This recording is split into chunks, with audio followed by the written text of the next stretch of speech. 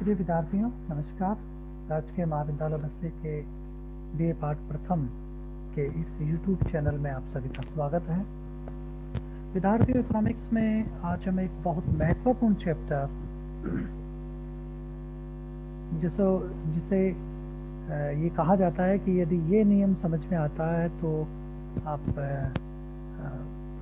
Economics को बहुत कुछ समझने के काबिल बन जाते हैं। जी हाँ, मैं आज माइक्रो इकोनॉमिक्स के एक महत्वपूर्ण अध्याय मांग का नियम के ऊपर आज चर्चा करना चाहूँगा। विद्यार्थियों, अर्थशास्त्र में मांग एक विशिष्ट अर्थ में प्रयुक्त होती है। इस वस्तु की मांग के साथ उसकी खरीदने की शक्ति भी निहित होती है।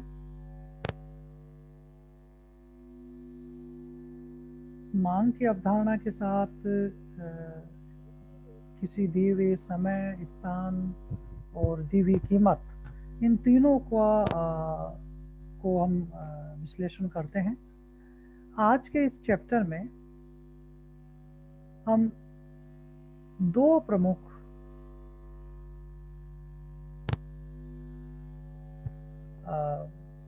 बातों पे चर्चा करेंगे। पहला यह है कि मांग कहते किसे हैं। पहले हम इस पे चर्चा करना चाहते हैं कि मांग किसे कहते हैं, और दूसरा मांग का नियम क्या है, लॉ ऑफ डिमांड क्या है। पहला देखिए, बहुत सरल है लेकिन उसको उतनी ही ध्यान से समझने की जरूरत है कि मांग कहते किसे हैं।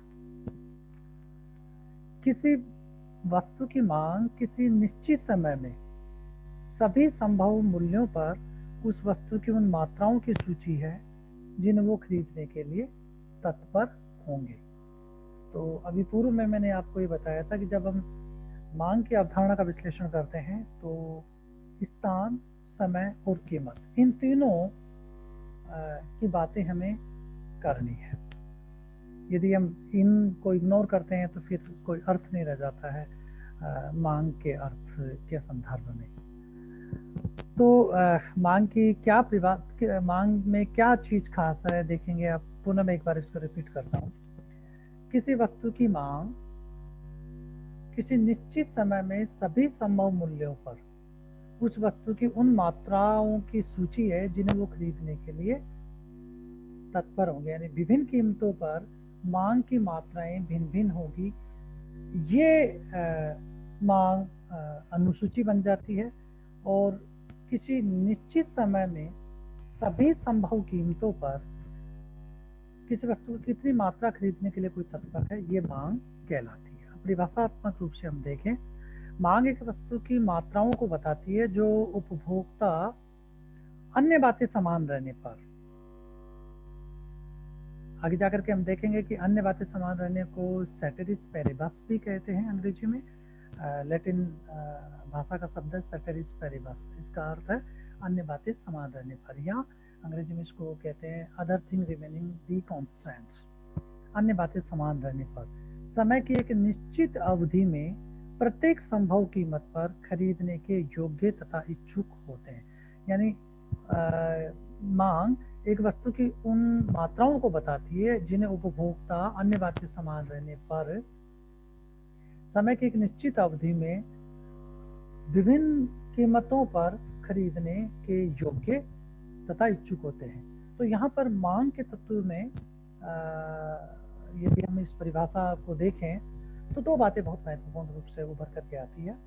प्रभावपूर्ण इच्छा पूर्ति हेतु साधन और साधनों को त्याग करने की तत्परता, ये तीनों बातें बहुत महत्वपूर्ण है।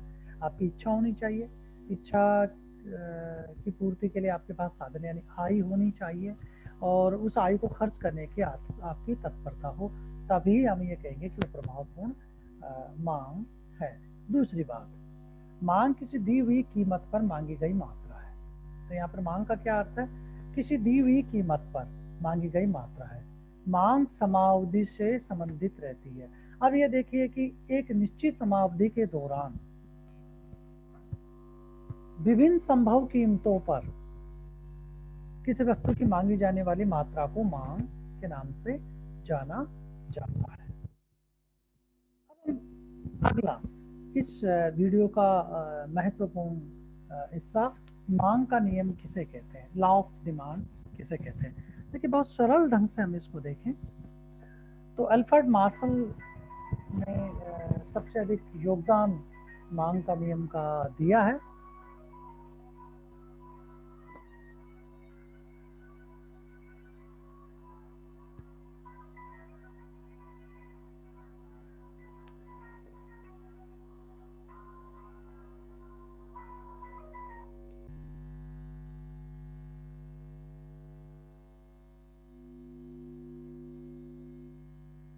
विद्यार्थियों, ये महत्वपूर्ण भाग आज के इस वीडियो का है कि मांग का नियम किसे कहते हैं, लॉ ऑफ डिमांड किसे कहते हैं।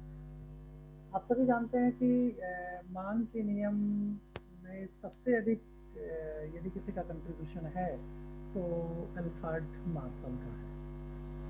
अब मांग के नियम में सबसे अधिक कंट्रीब्यूशन अल्फ्रेड मार्शल का माना जाता है। और अल्फ्रेड मार्शल की पुस्तक आपको पता ही है कि 1890 में प्रिंसिपल ऑफ इकोनॉमिक्स के नाम से जानी जाती है। और अल्फ्रेड मार्शल के साथ माइक्रो इकोनॉमिक्स का बहुत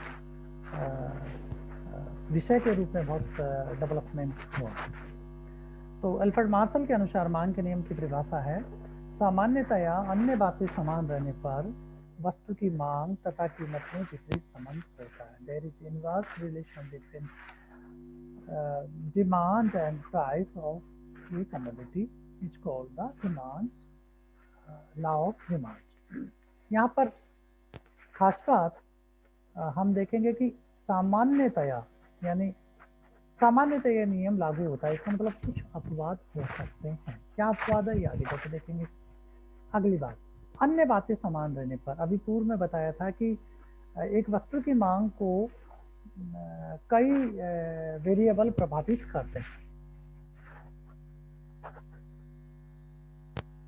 और उन समस्त चरों में से एक चर में परिवर्तन को देख रहे हैं और अन्य चरों को स्थिर रख रहे हैं। वो एक चर कौन सा है? वो है वस्तु की कीमत। वस्तु की कीमत में परिवर्तन, परिवर्तन का अभिप्राय चेंज इन प्राइस का अभिप्राय है कमी या वृद्धि करना। वस्तु की कीमत में कमी या वृद्धि होना चेंज कहलाता है। तो वस्तु की कीमत में परिवर्तन से वस्तु की मांग मात्रा पर होने वाले प्रभाव को यदि हम देखना चाहें और रिलेशन हमें मिले कि वस्तु की कीमत और मांगी जाने वाली मात्रा के बीच में विपरीत संबंध है, तो इसे मांग का नियम कहते हैं। इसका अर्थ हुआ सामान्य तौर पर किसी वस्तु की मांग, पहले थोड़ा सा इसको मैं स्पष्ट वापस कर दूं। विपरीत संबंध का अभिप्राय यह है कि वस्तु की कीमत, अन्य बातें समान रहने पर किसी वस्तु की कीमत में वृद्धि होने पर मांगी जाने वाली मात्रा में कमी होती है तथा उस वस्तु की कीमत में कमी होने पर उस वस्तु की मांगी जाने वाली मात्रा में वृद्धि हो। यानी कीमत में वृद्धि होने पर मांगी जाने वाली मात्रा घट जाए और कीमत में कमी होने पर मांगी जाने वाली मात्रा बढ़ जाए। इसका मतलब ये हुआ कि दोनों चरों के बीच में परिवर्तन की दिशा विपरीत है, एक दूसरे के अपोजिट है। इसको विपरीत रिलेशन या इनवर्स रिलेशन के नाम से जाना जाता है। तो इनवर्स रिलेशन है किस किस के बीच में? वस्तु की कीमत और उसकी मांगी जाने वाली मात्रा के बीच में विपरीत संबंध है, इसी को ही मांग का नियम कहते हैं। अब इसको थोड़ा सा और हम लोग देखें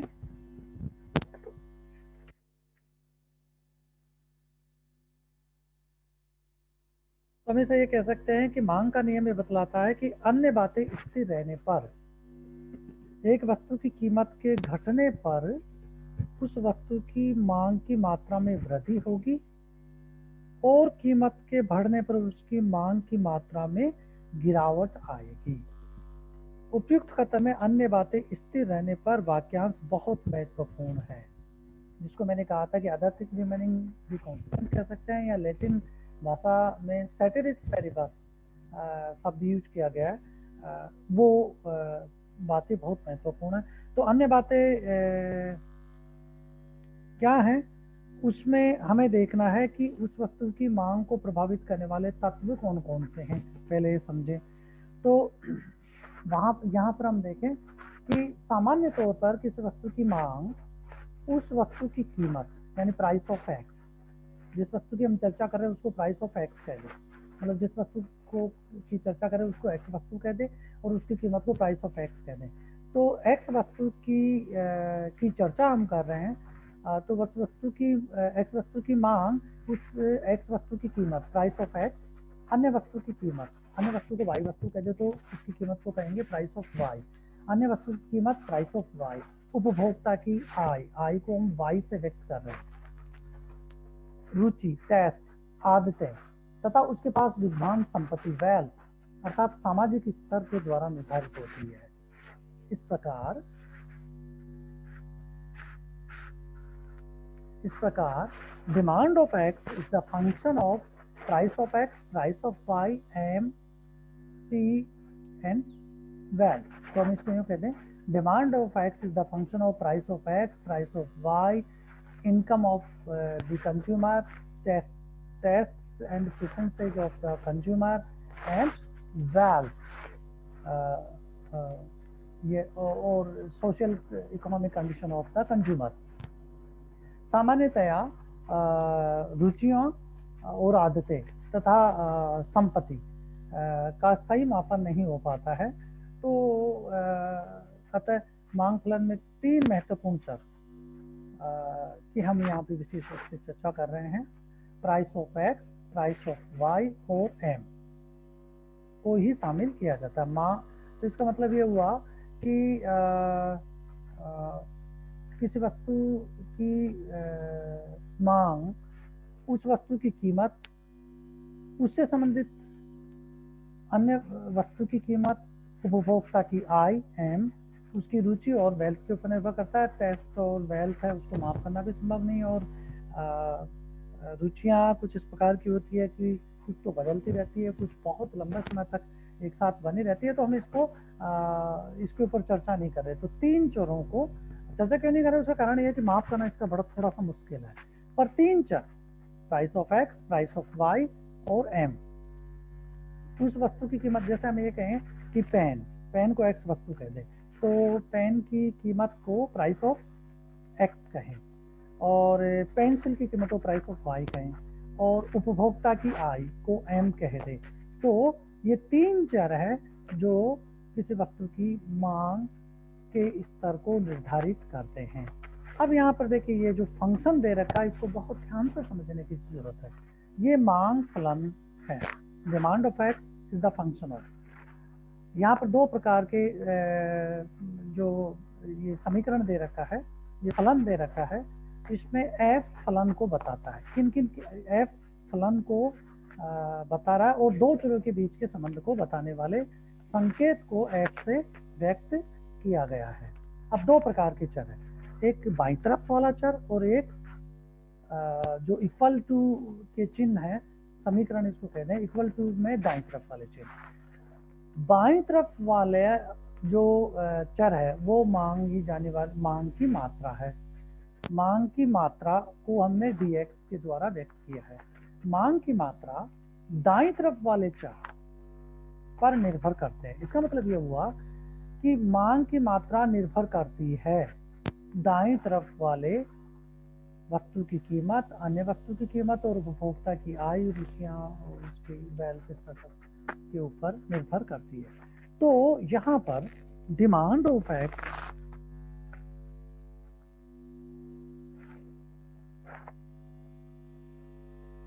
निर्भर चर है, और दाईं तरफ वाले चर जो तीन या पांच चर हम यहाँ पे चर्चा कर रहे हैं वो स्वतंत्र चर है।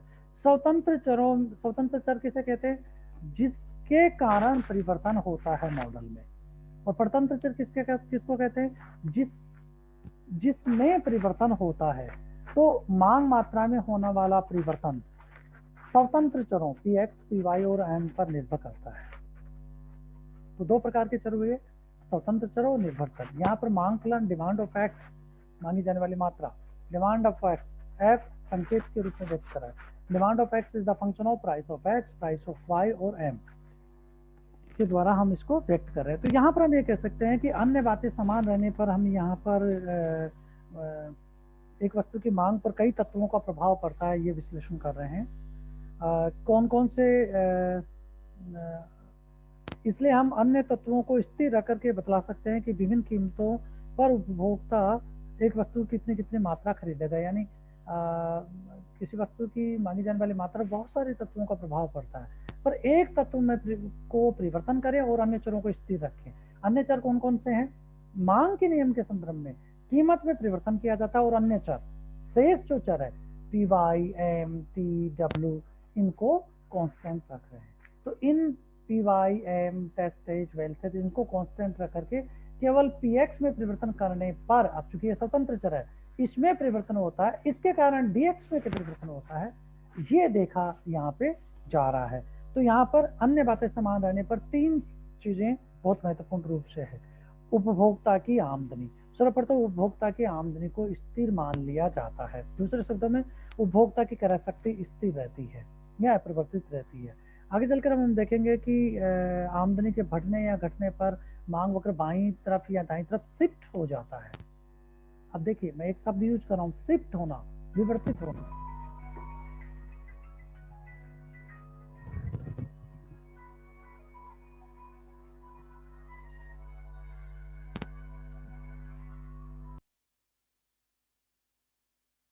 जी, यहाँ पर उपभोक्ता के आय को स्थिर माना गया है। दूसरी महत्वपूर्ण बात, उपभोक्ता की पसंद या डिमांड प्रेफरेंसेस जो धीरे धीरे बदलती रहती है। कुछ इस प्रकार की पसंद होती है लोगों की, वो बहुत समय तक एक ही बनी रहती है।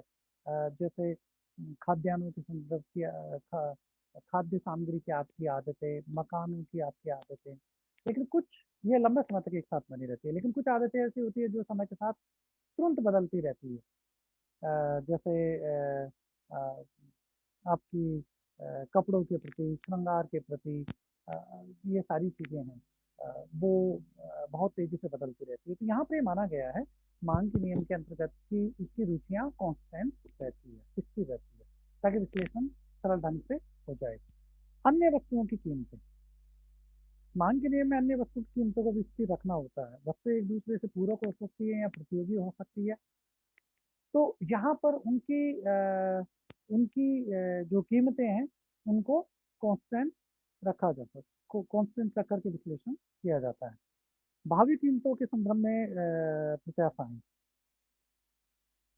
यदि उपभोक्ता ये सोचने लगते हैं कि भविष्य में किसी वस्तु की कीमत और बढ़ेगी तो वो आज के भावों पर अधिक मात्राएं खरीदेंगे।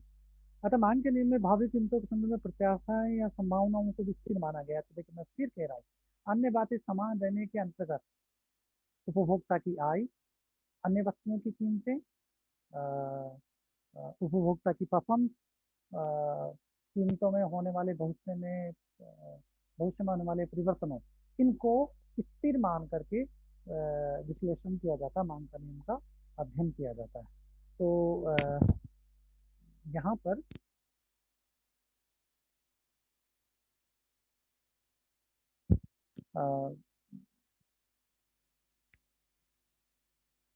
मुख्य रूप से जिन तीन चरों पी एक्स, पी वाई और उपभोक्ता की आय को स्वतंत्र चर मान करके जो मांग को प्रभावित करते हैं, उनमें यदि price of M, price of Y, अन्य वस्तु की कीमत, उपभोक्ता की आय, उसकी पसंद को स्थिर रखा जाए, इनको अन्य चर कहते हैं। अन्य चरों को स्थिर रखते हुए और पीएक्स में परिवर्तन करके और डीएक्स में परिवर्तन को देखा जाता है। ये मांग का नियम का विश्लेषण है।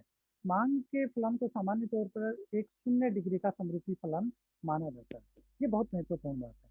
मांग के फलन को सामान्य तौर पर एक 0 डिग्री का समरूपी फलन माना जाता है। इसका मतलब ये हुआ कि वस्तु की मांग को प्रभावित करने वाले तीन महत्वपूर्ण चरों पी एक्स, वस्तु की एक्स वस्तु की कीमत, पी वाई, वाई वस्तु की कीमत और उपभोक्ता की आय, इन तीनों में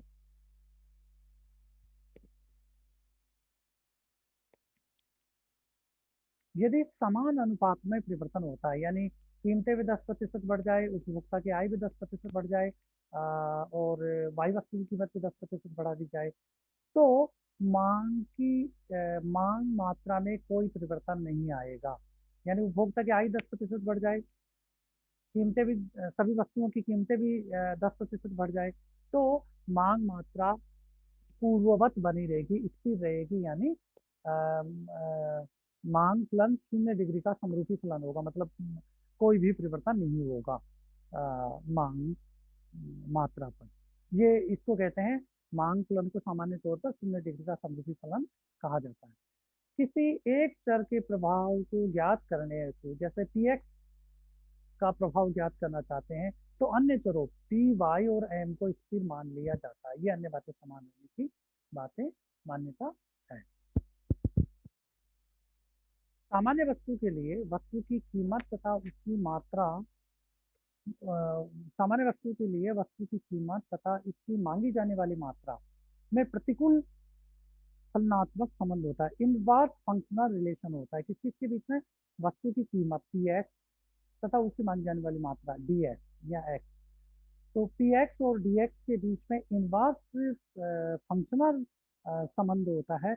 इस ये महत्वपूर्ण संबंध मांग का फलन में बताया जाता है। इस संबंध को रेखा चित्र से व्यक्त किया जाए तो एक ऋणात्मक ढलान युक्त वक्र प्राप्त होगा। यही कारण है कि मांग वक्र ऋणात्मक ढलान युक्त कहलाता है। देखिए, फिर मैं एक बात कह रहा हूँ, यहाँ पे एक आ जा रहा है कि वस्तु की कीमत और उसकी मांगी जाने वाली मात्रा के बीच में इनवर्स रिलेशन पाया जाता है। इसका मतलब ये हुआ कि अन्य बातें समान रहने पर एक वस्तु की कीमत के घटने पर उस वस्तु की मांगी जाने वाली मात्रा में वृद्धि होगी, तथा कीमत के बढ़ने पर उसकी मांगी जाने वाली मात्रा में गिरावट आएगी।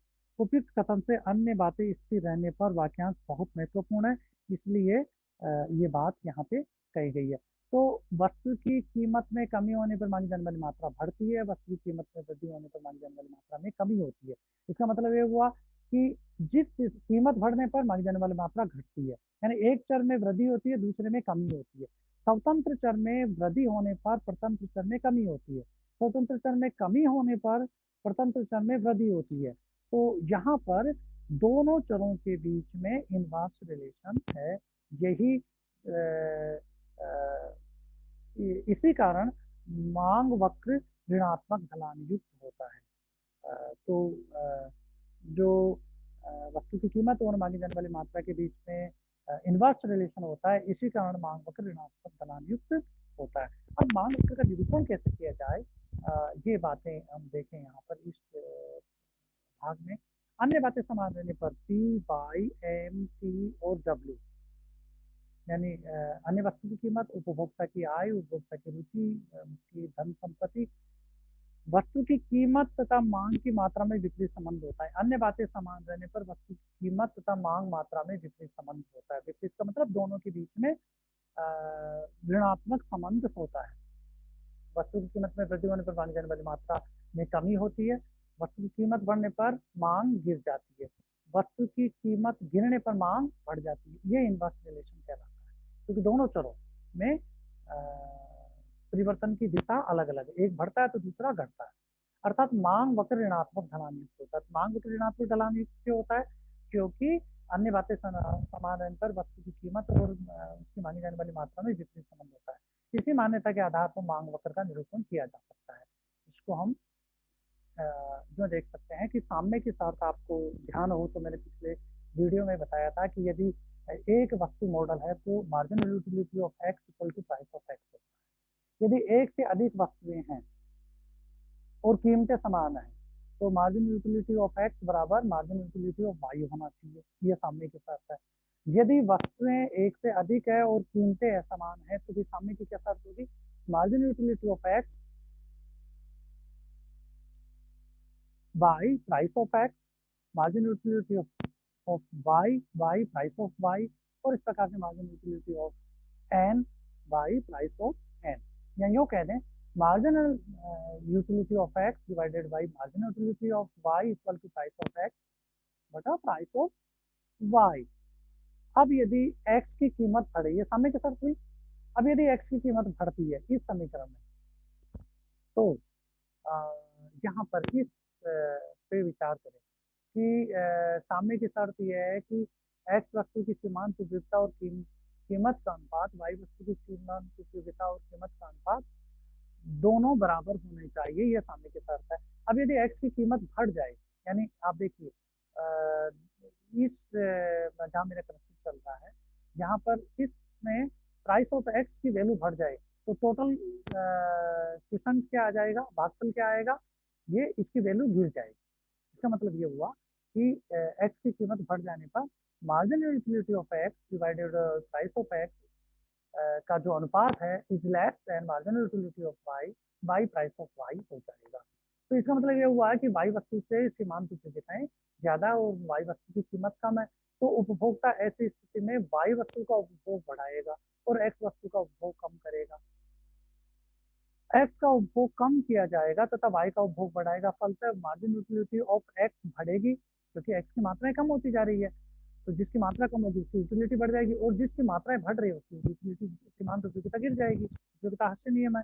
तो मार्जिन यूटिलिटी ऑफ वाई गिरेगी। इस प्रकार जब प्राइस ऑफ एक्स गिरेगा तो एक्स वस्तु की मांगी जाने वाली मात्रा बढ़ेगी और वाई की मात्राओं में कमी हो जाएगी, क्योंकि इस दशा में जबकि एक्स की कीमत गिरती है तो फिर ये अनुपात इस प्रकार से बदल जाता है, margin utility of X by price of Y is greater than margin utility of Y by price of Y की स्थिति होती है और यह स्थिति सामने की स्थिति है। अतः सामने के लिए margin utility of X equal to price of X के अनुरूप ही एक्स का उपभोग उपभोक्ता करता है। तो यहाँ पर मांग वक्र का निरूपण किया जा सकता है कि देखिए आप जैसे मान लीजिए कि कीमत 5 रुपए होने पर मांगी जाने वाली मात्रा 4 है, और तो एक पॉइंट हो गया प्राइस ऑफ एक्स और प्राइस ऑफ एक्स और क्वांटिटी ऑफ एक्स का जो संयोग बिंदु है वो ए पॉइंट है। अब यदि कीमत गिर करके और 5 से 3 पे आ जाती है तो मांगी जाने वाली मात्रा 6 हो जाए 4 से बढ़ करके, तो ये x2 मात्रा हो जाती है। तो प्राइस ऑफ एक्स और x2 मांगी जाने वाली मात्रा का संयोग बिंदु बी पॉइंट है। ए और बी को मिला दिया जाए तो यह वक्र ऊपर से नीचे दाएं तरफ ऋणात्मक ढलान युक्त हो जाता है। अब यहाँ देखिए लंबवत एक्स पर एक्स वस्तु की कीमत को लिया है और क्षैतिज एक्स पर एक्स की मांगी जाने वाली मात्रा को लिया है। एक्स की कीमत में कमी होने पर मांगी जाने वाली मात्रा बढ़ रही है, तो और एक्स की कीमत में वृद्धि होने पर मांगी जाने वाली मात्रा कम हो रही है। तो यहाँ पर ए और बी बिंदु को मिलाने पर यह मांग वक्र बनता है जो ऋणात्मक मांग वक्र है। तो यहाँ इस प्रकार से मांग के नियम में अन्य बातें समान रहने पर एक्स वस्तु की कीमत और उसकी मांगी जाने वाली मात्रा के बीच में विपरीत संबंध होता है का विश्लेषण किया जाता है।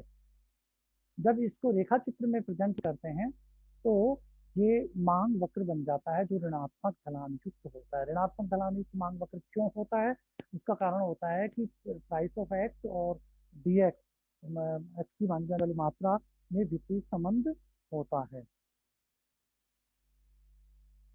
अब आगे जाकर के हमें देखेंगे कि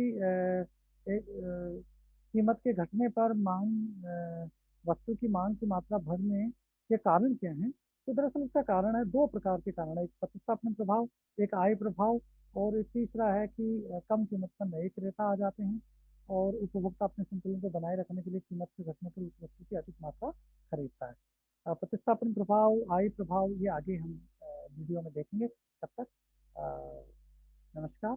मैं इसको व्हाट्सएप पे भी आपको शेयर कर रहा हूँ और तब तक आप इस वीडियो को देखें। अपना ध्यान रखें। नमस्कार।